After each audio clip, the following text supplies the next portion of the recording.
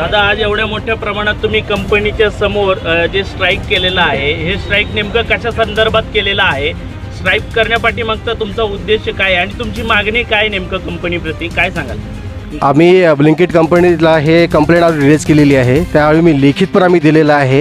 ह्याच्या आधी आम्ही व्हर्बली बरेच वेळा त्यांना सांगायचा प्रयत्न केला, तोंडी त्यांना अप्रोच केला, त्यांना सर्व समस्या सांगितल्या, पण त्याच्यावर त्यांनी बिलकुल पण लक्ष घातलेलं नाही आहे. आम्ही याच्या आधी भरपूर वेळा त्यांना प्रयत्न केला ह्या गोष्टी सांगण्याचा समजवण्याचा, पण त्या लोकांनी लक्ष न घातल्यामुळे आता हे आम्हाला एक नवीन स्टेप उचलायचं काम पडलं आहे की आज आम्हाला पूर्णपणे स्टोअर बंद ठेवून त्या वरच्या लोकांसाठी अप्रोच करून त्यांच्याकडे हे लिखित तक्रार आम्ही दाखवणार आहे, त्यांना हे सांगणार आहे. याच्यावर आम्ही आमच्या पूर्ण समस्या पण लिहिलेल्या आहेत कंडिशनसहित, आणि याच्यावर जेवढे पण डिलिव्हरी पार्टनर सर्वांच्या याच्यावर सह्या पण आहेत, विथ नावाचे तर सह्यासहित ID सहित आहेत.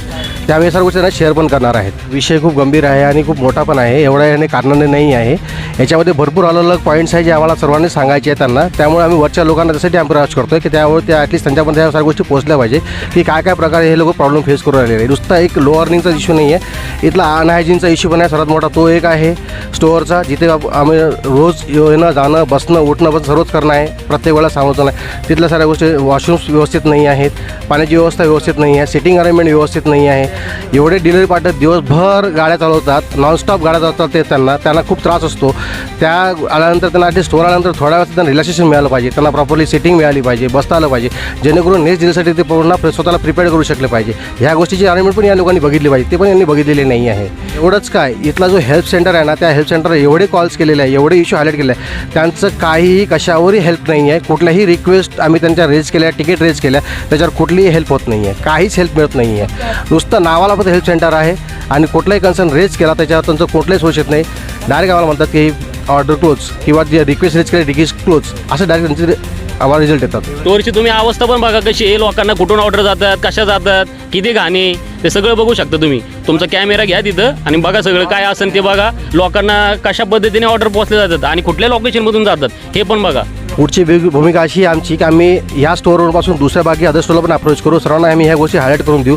आम्ही प्रयत्न करू की ह्या गोष्टीवर त्यांनी लवकरात लवकर लक्ष घालावं आणि या समस्येचं निवारण करावं, किंवा ह्या गोष्टी शक्यतो त्यांनी लवकरात लवकर टाळल्याच बरं आहे. कारण याच्यामुळे अर्निंग थांबत आहे, त्यामुळे बाकी कंपनीची कमाई थांबते. कन्सर्न आमचा असा आहे की जे सध्या अर्निंग्ज होऊन आलेलं आहे डिलिव्हरी पार्टनर्सला, ते प्रॉपर अर्निंग नाही आहे. त्यामध्ये मुलांचा खूप मोठा लॉस होऊन आलेला आहे, जे की ब्लिंकिटपर्यंत पोहोचलं पाहिजे, की मॅसेज त्यांच्यापर्यंत गेला पाहिजे की बाबा काय हे लोक प्रॉब्लेम फेस करू राहिले आणि यांना लोकांना अर्निंग होत नाही, यांच्यामध्ये लॉस काय होऊ राहिला ते त्यांना गोष्टी कळल्या पाहिजे. त्या उद्देशाने आम्ही त्यांना हे सांगतोय. बंद ठेवण्याचं एकच कारण आहे की ते लोक बिलकुल ऐकून घ्यायच्या मनस्थितीत नाही आहे, ते आमचं ऐकत पण नाही आहे.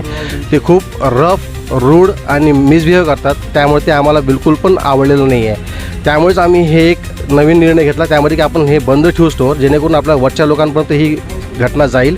त्यामुळे ते वरचे लोक येतील, आपल्याशी संबंध साधतील आणि त्यामुळे आपण त्यांना ह्या गोष्टीबद्दल त्यांना पूर्णपणे जानकारी देऊ शकतो की आम्ही एक्झॅक्टली काय प्रॉब्लेम फेस करतोय. त्याच्यासाठी हे आमचा स्ट्राईकचा आज निर्णय आहे. ब्लिंकिट या कंपनीमध्ये तुम्ही आज स्ट्राईक केलेला आहे आणि तुम्ही म्हणताय की आमच्या ज्या मागण्या आहेत, आमचं जे ध्येय धोरणं आहेत, आम्ही कंपनीच्या सिनियर आहेत त्यांच्याशी बोललो आहे आम्ही, परंतु ते आम्हाला उद्धटपणे उत्तरं देतात. काय नेमकं ते उत्तरं देत आहेत त्याबद्दल काय सांगा? उत्तर त्यांचं अशा प्रकारे आहे की आम्ही त्यांना अप्रोच केला, म्हटलं की ते अर्निंगबद्दल बोलायचंच नाही. अर्निंग म्हणजे जो कमाई होते त्याच्यात तुम्ही विषय काढायचंच नाही, बोलायचं नाही. जे आम्ही तुम्हाला देऊ ते तुम्हाला चुपचाप घ्यावं लागेल.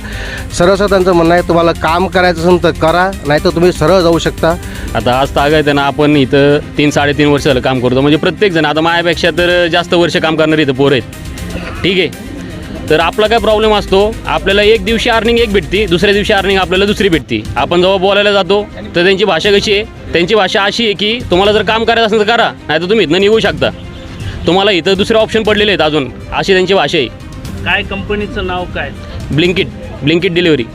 Blinkit delivery. बरं, या कंपनीमध्ये आता किती तरुण आहेत जे काम करतात या ठिकाणी? तरुण आता इथं बघायला गेलं तर 100च्या वर पोर आहेत, 100+ पोर आहेत. तर आमची अशी पण मागणी आहे जी बाबा 12-13 तास काम करतात, म्हणजे ज्यांना खरंच गरज आहे, तर ती पोरं ठेवून दुसरी पण ऑर्डर दररोज पोरं भरणं चालू आहे याच्यामध्ये. असं नाही की बाबा रेग्युलरच पोरं ठेवलेत, दररोजच्या दररोज रेफर मारणार, रेफरचा फायदा ह्यांना होणार, आम्हाला 1 रुपयाचा फायदा होणार नाही. आम्ही रेफर आणायला गेलो, आम्ही रेफर दिला तिथं, तर ते काय म्हणणार तुमच्याकडनं रेफर होत नाही, ठीक आहे, आणि आतमध्ये हे रेफर स्वतः मारणार आणि स्वतः हे पैसे खाणार. मग ह्याच्यात नुकसान कोणाचं? रेफरचा आपल्याला ऑप्शनसुद्धा दिलेला असतो ॲपमध्ये. मग तो कंपनीने कशासाठी दिलेला आहे? बाबा तू रेफर मार, तू पण कमव, तो पण कमवून, ठीक आहे. मग ह्यांनी पैसे खायचा संबंध काय?